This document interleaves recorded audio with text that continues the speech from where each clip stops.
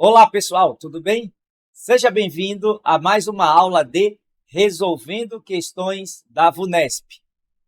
Na aula de hoje, nós vamos responder uma questão sobre a Guerra Fria e seus desdobramentos. Como funciona a dinâmica da nossa aula? Nós lemos uma questão, fazemos uma teoria e, no final, gabaritamos essa questão. Sou o professor Luiz Fernando e vamos que vamos!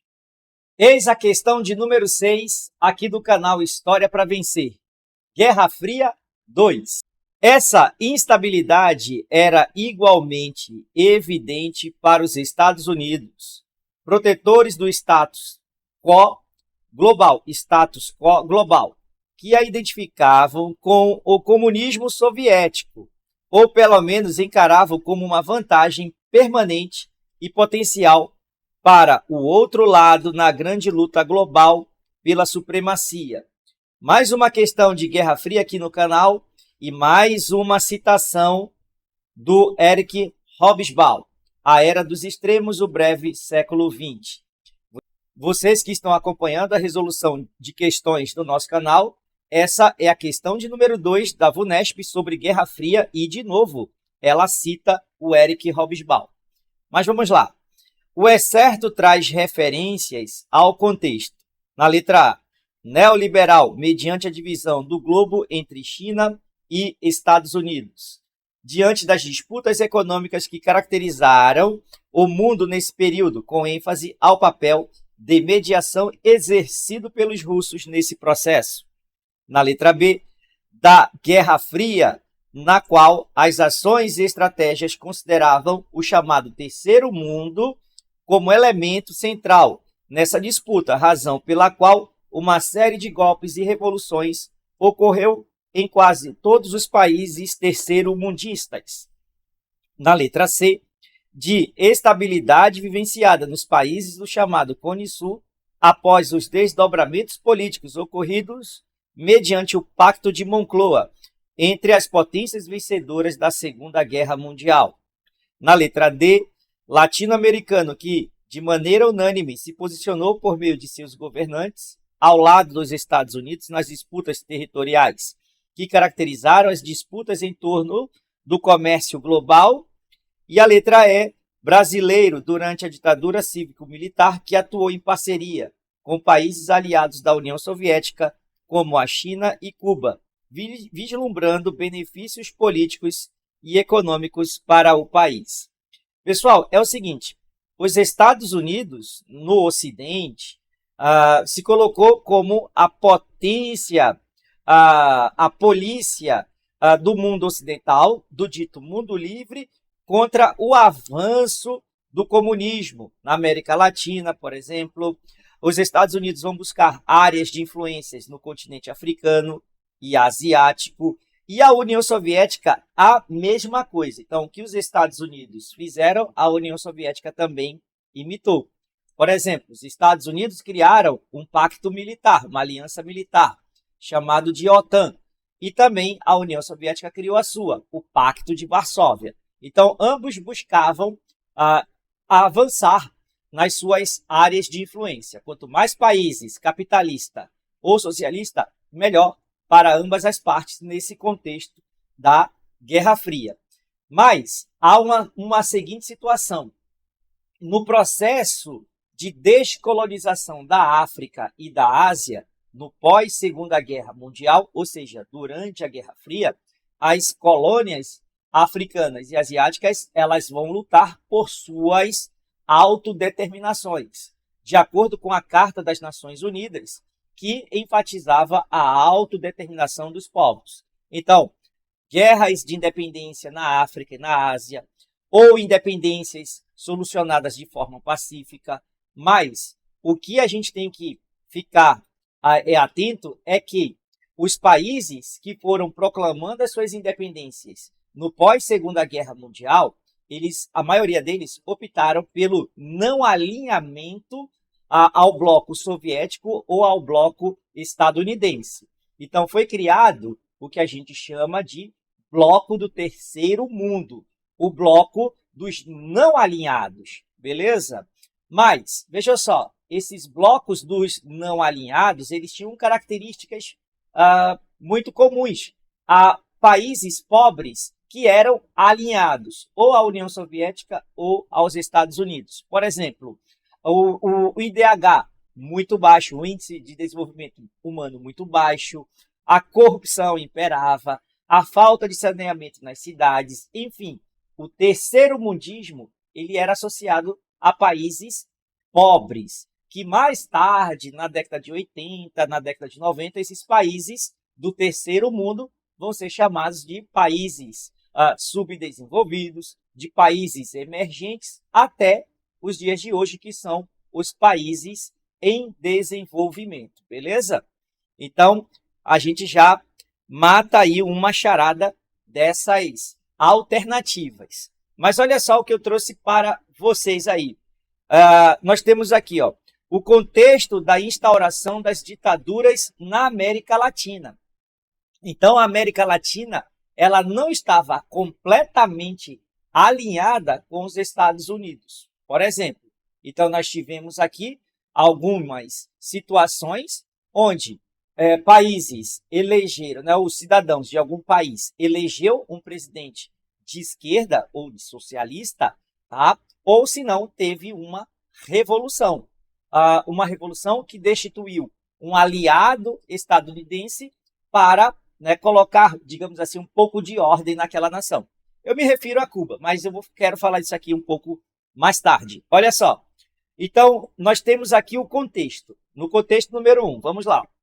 As décadas de 1950 e 1960 na América Latina foram marcadas por modernização econômica, aumento da produtividade e do consumo, ampliação dos direitos e da atuação social e política dos trabalhadores. Então, na América Latina, nós vamos ter o desenvolvimento do nacional-desenvolvimentismo, o desenvolvimento do populismo, ok? Inclusive de políticos socialistas. Então, os Estados Unidos, eles não viam com bons olhos essa política nacional desenvolvimentista, porque os interesses norte-americanos seriam, de certa forma, ameaçados na América Latina, como foi o caso no governo de Getúlio Vargas, que governou o Brasil de 1951 a 1954, da chamada ali do governo democrático do Getúlio Vargas. 51 a 54 adotou uma política nacional desenvolvimentista. Na Argentina também, com o Juan Domingos Perón. Beleza?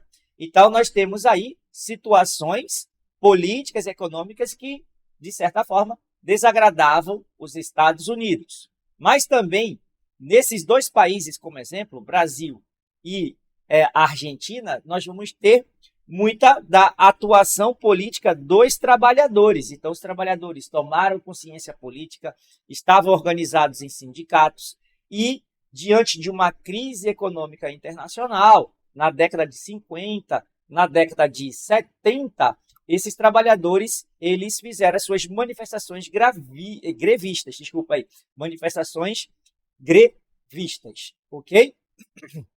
Bom, e a situação de greve nesses países latino-americanos, isso deixava uma elite de direita e conservadora insatisfeita com essas manifestações grevistas.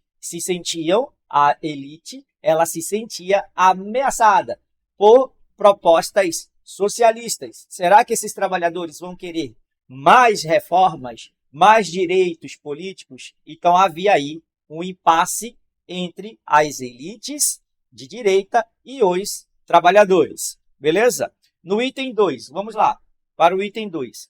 O mundo estava dividido em zonas de influência, comandadas por Estados Unidos e União Soviética. Na América Latina, a polarização ideológica manifestava-se da seguinte maneira.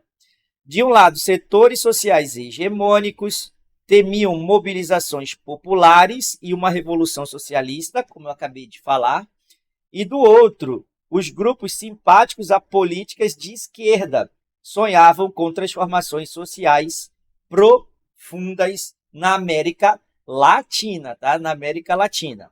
Então vamos aqui, ó. Nós temos, por exemplo, a Revolução Cubana de 1959. Nós vamos ter essa Revolução Socialista, ou melhor, foi uma revolução nacionalista que acabou desencadeando ali, né, a instauração do socialismo em Cuba. Vamos ter, por exemplo, a eleição do socialista Salvador Allende.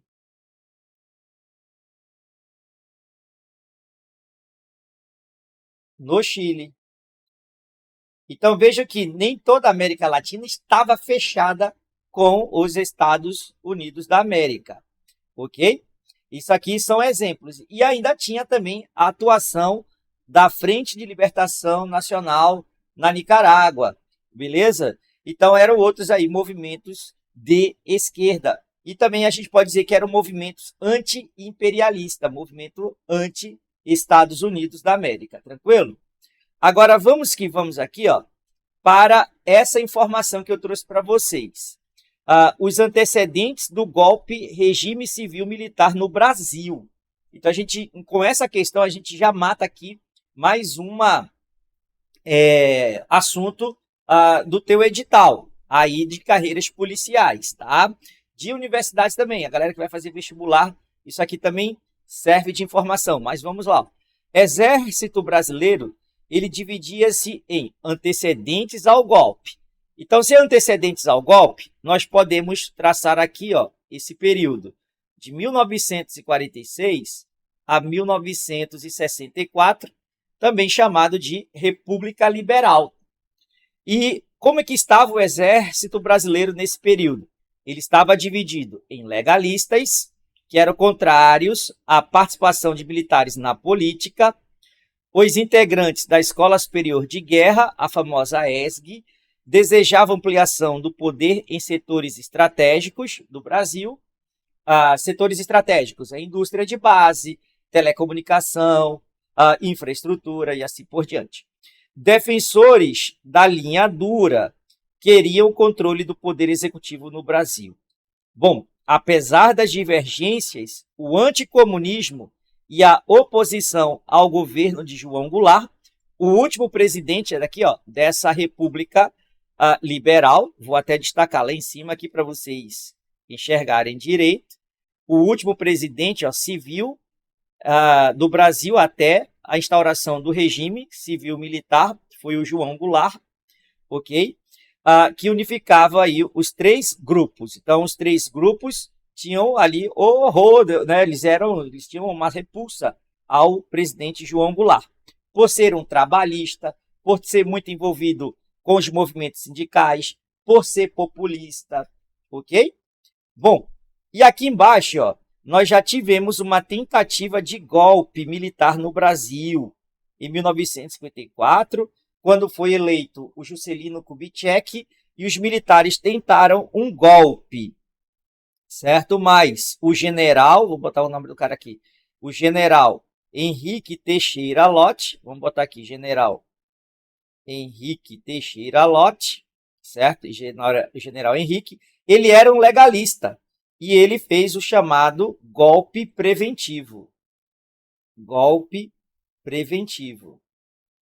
Ou seja, esse golpe preventivo, ele eliminou os golpistas que tentavam impedir a posse de Juscelino Kubitschek.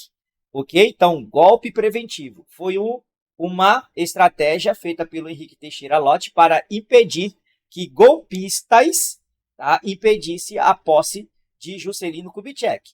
Juscelino Kubitschek foi eleito presidente do Brasil por vias democráticas, ok? Por vias democráticas. E os legalistas, eles conseguiram manter a posse de Juscelino Kubitschek por vias legais, ok? Aqui, os apoiadores do golpe no Brasil. Nós tínhamos quem? Os políticos conservadores ligados principalmente à União Democrática Nacional, ao UDN, que era um partido político das elites conservadoras, representantes do governo dos Estados Unidos, apoiadores do golpe, setores conservadores da Igreja Católica, do empresariado nacional, da imprensa e da classe média que realizaram, entre outros atos, a marcha da família com Deus pela liberdade. Isso ocorre porque o João Goulart ele lançou as famosas reformas de base, ok? As reformas de base. Mas olha só, antes do João Goulart, o presidente do Brasil eleito foi o Jânio Quadros. Em 1961, ele governou o Brasil por menos de 8 meses. E esse Jânio Quadros, nesse período que ele governou, ele fez uma política de não alinhamento, tá? De não alinhamento. Então, ele fez acordos com países comunistas do continente africano, reatou relações diplomáticas com a União Soviética, que o Dutra lá atrás havia cortado essas relações, compreenderam?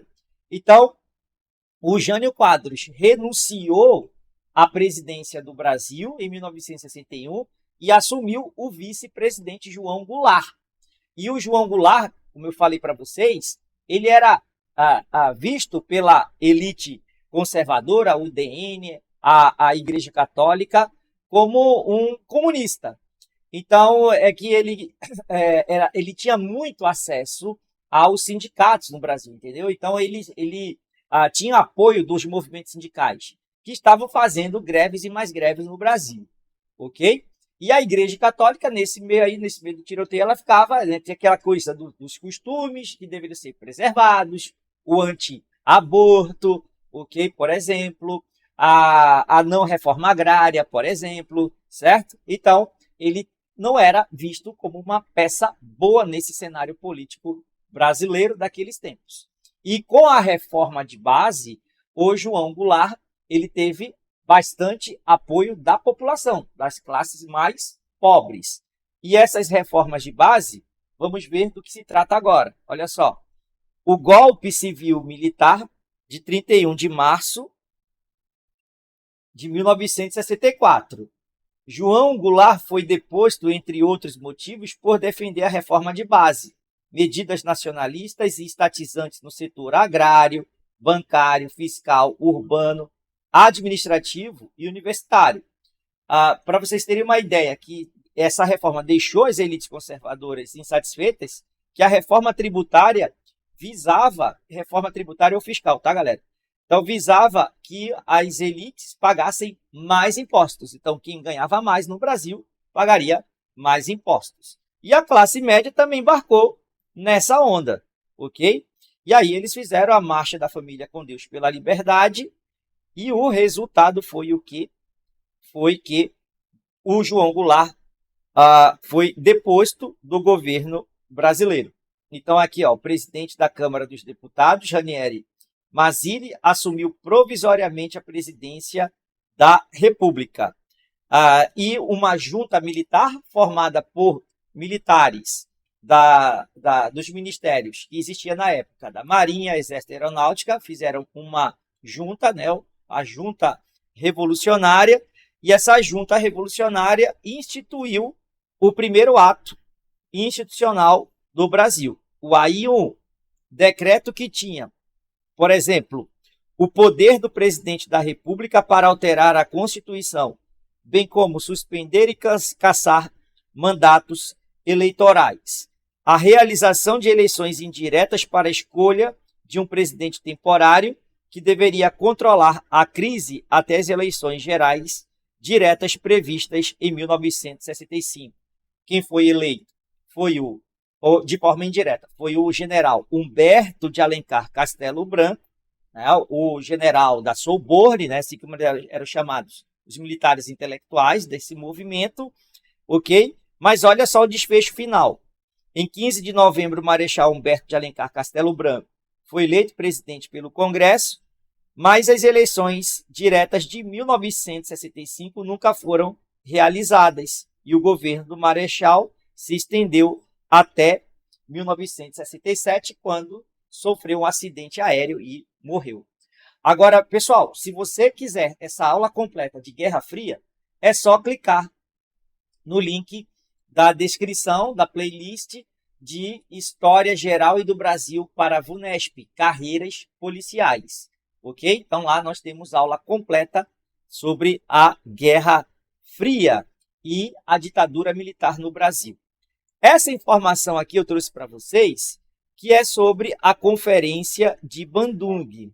Conferência de Bandung, que foi realizada lá na Indonésia, certo? E nessa conferência formou-se aquilo que eu falei no início da aula, o bloco dos não alinhados. Então, nós temos também conhecido como terceiro mundista. Apresentou 10 princípios, eu trouxe aqui apenas 4. O respeito aos direitos humanos fundamentais, o respeito à soberania e à integridade de todas as nações, o reconhecimento da igualdade de todas as raças e de todas as nações, grandes e pequenas, combate ao racismo, por exemplo, a não intervenção nos assuntos internos de outros países, como Estados Unidos costumava fazer, ok? Então, eles eram favoráveis à autodeterminação dos povos. Só que a jogada é a seguinte, tá? Os países do hemisfério sul, eles tinham características políticas comuns. Qual era? Corrupção, características econômicas comuns. O que era? Fornecedores de matérias-primas para as potências industrializadas. Então, a gente tem esse costume de chamar a maioria dos países do hemisfério sul de bloco do terceiro mundo, tá? Até a década de 90, ok? Aqui eu trouxe essa informação jornalística sobre o Pacto de Moncloa, tá? Então, vamos dar uma lida aqui. O Pacto de Moncloa, acordo foi assinado em 25 de outubro de 1997. Se liga aqui na data, 25 de outubro de 1997. Os partidos políticos e sindicatos, empresários, seu nome remete ao Palácio de Moncloa, sede do governo espanhol em Madrid, onde foi assinado. Ou seja, uma coalizão de partidos políticos de direita e esquerda se uniram para fazer um pacto democrático. Nesse pacto democrático visava também o quê? Fazer com que a Espanha não voltasse nunca mais a ser governada através de um autoritarismo, de uma ditadura autoritária. Os espanhóis estão saindo do franquismo. O que foi o franquismo? Foi um movimento fascista liderado pelo general Francisco Franco, que governou a Espanha a partir de 1939, após a vitória na Guerra Civil Espanhola contra os republicanos socialistas da Espanha. Então, o pacto visava uma união de forças esquerda e direita para fazer digamos assim, esse alinhamento para que o autoritarismo não voltasse na Espanha, ok? No Brasil, por exemplo, já no período de redemocratização do Brasil, a partir de 1976, no governo do Geisel, depois no governo do Figueiredo, e a eleição indireta de Tancredo Neves, o próprio Tancredo Neves citou o Pacto de Moncloa, que fizesse no Brasil também uma coalizão de forças políticas de direita e esquerda para impedir um retrocesso, ou seja, a volta de uma ditadura no Brasil. Beleza? Então vamos lá, vamos terminar isso aqui. A articulação política envolveu o próprio rei Juan Carlos, fiador da volta da democracia, o primeiro-ministro Adolfo Suárez e Santiago Carillo, secretário do Partido Comunista Espanhol, na época legalizado. O Pacto de Governabilidade tinha 3 grandes objetivos: o político, o mais importante, o econômico e o social.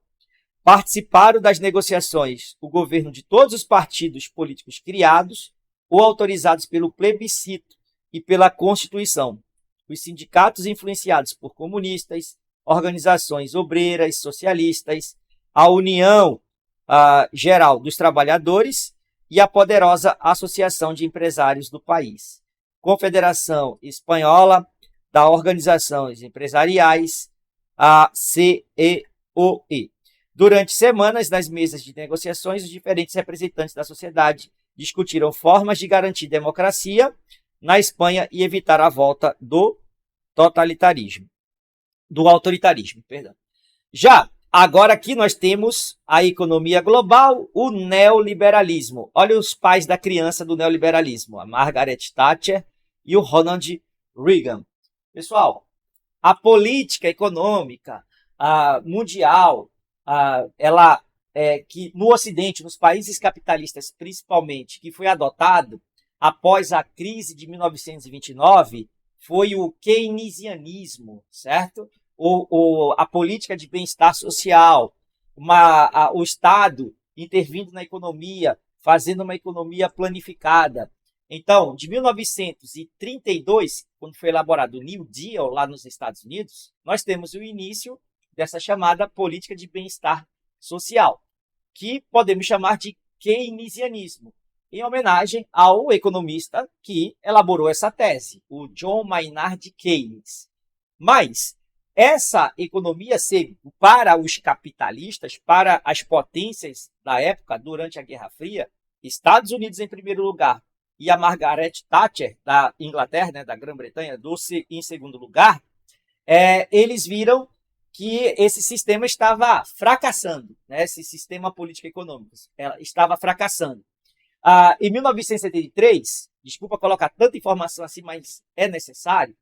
Então, em 1973, após a guerra do Yom Kippur, lá no Oriente Médio, vitória de Israel contra os países árabes, os países árabes, membros da OPEP, Organização dos Países Exportadores de Petróleo, aumentaram o preço do barril do petróleo, gerando uma crise econômica no mundo, né? A crise econômica do capitalismo. Então, veja só, para sair dessa crise econômica, para essas potências que emprestavam dinheiro aos países do terceiro mundo, digamos assim, eles adotam uma nova tese, né, que já existia, claro, o economista já havia elaborado isso há muito tempo atrás, mas agora é aplicar essa economia a partir da década de 1980, quando eles viram o fracasso do keynesianismo. Então, a gente está falando do neoliberalismo, certo? Então, o neoliberalismo ele vai substituindo gradativamente a política de bem-estar social, ou keynesianismo. Tranquilo? E o que consistia esse keynesianismo? Desculpe, o que consistia esse neoliberalismo? Tá? O que consistia esse neoliberalismo? Veja só, nós temos no primeiro item aqui, o Estado mínimo. Estado mínimo. Deixa eu só ajustar a caneta aqui, vamos lá. Defesa da mínima intervenção do Estado na economia. Neoliberalismo. Liberdade econômica. Defesa da ideia de que o mercado deve se autorregular, sem controle governamental. Então, eles resgatam o liberalismo clássico lá do Adam Smith, do século XVIII, eles adaptam, certo? E aí você tem o neoliberalismo. Neo é novo liberalismo. Tá? Corte dos gastos. Corte dos gastos. Públicos, privatização de empresas públicas, enxugamento do quadro de funcionários. Então, você reduz concurso público. Vê só que besteira, né? Reduz o número de concursos públicos numa política neoliberal. Poderia ser um exemplo, tá? Você faz o enxugamento do quadro de funcionários. Reduz concurso público. Combate ao assistencialismo. Redução da assistência social promovida pelo Estado e do excesso de tributação, principalmente as tributações relativas às importações, né? Essas potências não eram bestas assim, ok? Então, aí em cima, nós temos aqui em cima, os países que adotaram o neoliberalismo, primeiramente. Você tem aí o Chile, do Augusto Pinochet, que derrubou o Salvador Allende. Augusto Pinochet teve apoio dos Estados Unidos para derrubar o Allende, o socialista.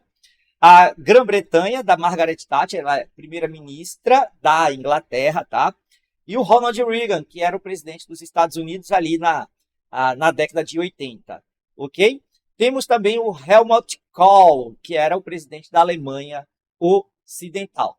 E aí, galera, para querer mais aulas de globalização e neoliberalismo, clica aí no link da descrição desse vídeo, aulas de História Geral e do Brasil para carreiras policiais. Perfeito? Já manjou aí de tudo? Dá para a gente saber qual é o gabarito correto da questão? Tá aí, ó. A letra B de bola é a resposta correta. É isso aí, pessoal. Finalizando mais uma aula de Resolvendo Questões da VUNESP.